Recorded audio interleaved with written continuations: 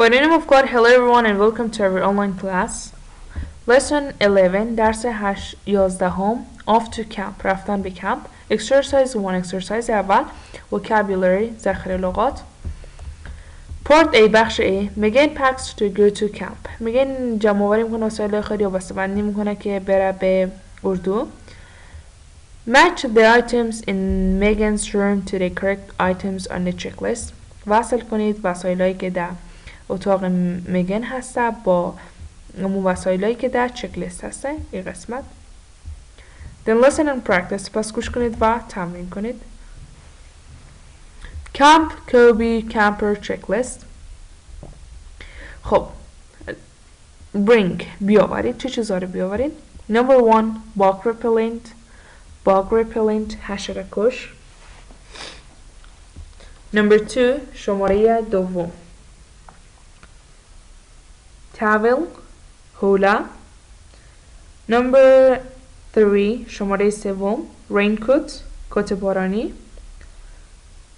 4 چهارم blanket پتو. 5 flashlight چراغ قوه. 6 soap صابون. 7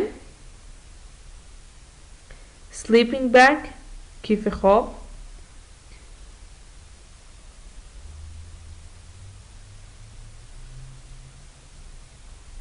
8 sunscreen کرم ضد آفتاب.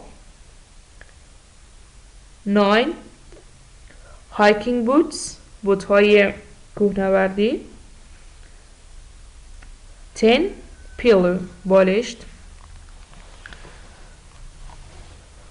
Remember به یاد داشته باشید no cell phones هیچ سلفونی. no computers هیچ کامپیوتری.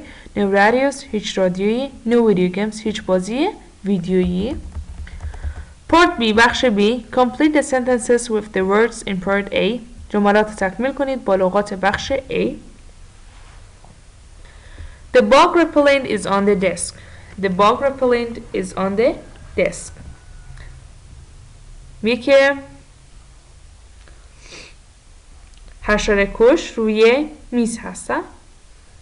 Number 2 شماره دوم The soap is under the desk. The soap is under the desk. صابون زیر میز هسته. The raincoat is on the desk. The raincoat is on the desk. کت بارانی روی میز هسته. ببینیم که روی میز هسته. بله هسته. The towel is on top of the blanket. The towel is on top of the blanket. حوله بالای چی هسته؟ پتو هسته. The sunscreen is next to the bed. The sunscreen is next to the bed. کرم ضد آفتاب پهلوی تخت خواب هسته. The sleeping bag is on the bed. The sleeping bag is on the bed. کیف خواب روی تخت خواب هسته. The pillow is under the bed. The pillow is under the bed. بالشت زیر تخت خواب هسته. The sunscreen is under the chair. The sunscreen is under the chair. کرم ضد آفتاب زیر چوکی هسته. The flashlight is on the chair.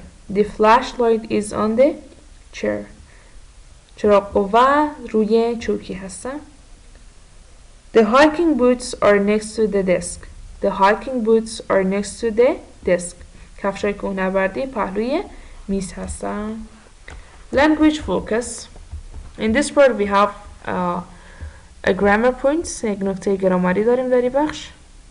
Grammatical point. Imperatives. Imperatives یعنی امریه ها یا دستوری ها. خب دو تا امریه اینجا بوده که hurry up عجله کن. Don't stay up late دیر بیدار نمون.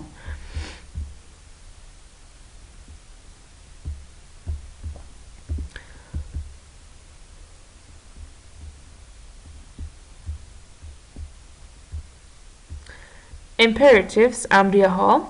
They show order آنها درخواست نشان میده. امر نشان میده. Order دستور. Request درخواست. Advice نصیحت. Invitation دعوت. suggestion پیشنهاد and direction و جهت. The subject of imperative is you.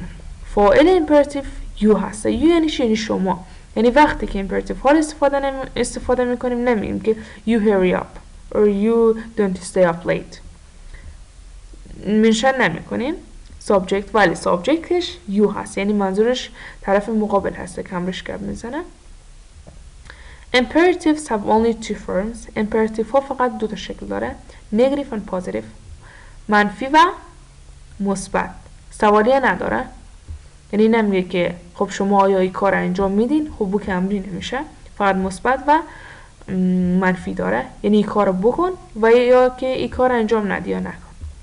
خب میتونه order باشه، negative or positive، منفی و مثبت، request درخواست، negative or positive، و اگر بخوایم مؤدبانه باشه از please استفاده کنید. advice نصیحت، negative or positive، مفردی و منفی. invitation دعوت، فقط دعوت نمیتونه منفی باشه، فقط مثبته. suggestion پیشنهاد، میتونه با let's باشه یا let's not باشه. let's have a party، let's not have a party.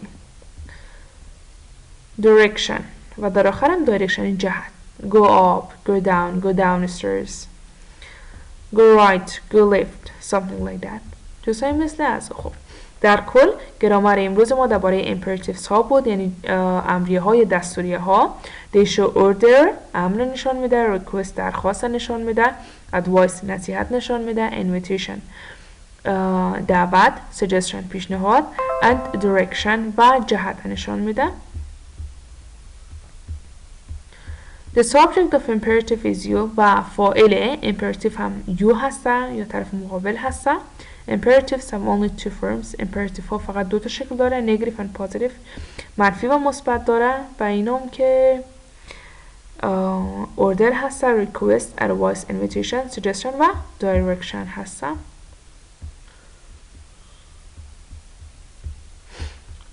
اوکی، خب بریم برگردیم به کتاب. exercise 2 exercise دوم language focus تمرکز زبان part A بخش A. Megan's mother helped Megan pick for camp. مادر میگان کمک میکنه به میگان که وسایل خود جمع کنه برای اردو. Listen and practice. گوش کنید و تمرین کنید. Let's go بین بریم. Hurry up. عجله کن. Mom, just a minute. لطفاً یک دقیقه. میگان don't wear a dress. Wear something comfortable. Or just a minute. میگان فقط یک دقیقه. میگان don't wear a dress, wear something comfortable or comfortable. میگه که یک لباس بپوش که راحت باشه. But this is comfortable mom. اما این راحت است. Fine خوب میگن. But read the checklist again. اما دوباره checklist بخوان. It says no computers. Leave your computer at home please. اینجا میگه که هیچ کامپیوتری نبر. کامپیوتر خود خانه بذار. But I use my computer at night, mom. اما من کامپیوتر خود در شب استفاده میکنم مادر. I know, but there are camp activities at night. نمیفهم اما فعالیت هایم هستم در اردو برای شب. Oh good, oh خوبه. I can stay up until midnight. من میتونم که تا نصف شب بیدار بمانم. No Megan, it's camp. Don't stay up late. نه میگان این کمپ هسته یا اردو هسته. دیر بیدار نمان. Mom, please stop. مادر لطفاً بس کن. Camp is supposed to be fun. کمپ قرار جالب باشه. Part B بخش B. Look at the checklist and exercise first A. در امو چکلیستی که در exercise اول هست نگاه کنید. Can you guess the camp Kobe rules? آیا میتونید همین قوانین کمپ کوبی را حدس بزنید. Complete the rules. تکمیل کنید قوانین را. Then listen and check. سپس گوش کنید و بررسی کنید. Camp Kobe rules. Don't play video games. Play or don't play. Don't play video games.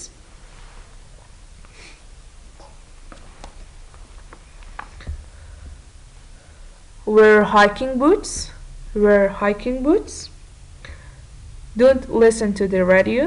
Don't listen to the radio. Don't use computers. Don't use computers. ایش مونده. Don't bring cell phones. Don't bring cell phones. Bring a flashlight. Bring a flashlight. Use sunscreen. Use sunscreen. Exercise 3. Exercise 7. Write 4 crazy rules for camp کوبی. 4 تا قانون احمقانه برای کمپ کوبی بنویسید. Close your book and tell your rules to your classmates. کتاب خود بسته کنید و قوانین به همصنفی خود بگین.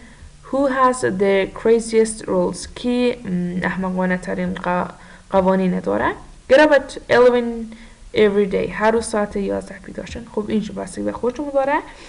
قوانین های مسخره یا مسخره که به ذهنشون میاره اینجا مینویسید. برای کمپ یا اردو یه بخش مینویسید، پر میکنید و عکس میگیرین و برای من میفرستین. برای امروز همینقدر کافیه. I hope that you understood all the lessons. و ادامه درس رو ویدیوی بعدی. Goodbye, have a good time.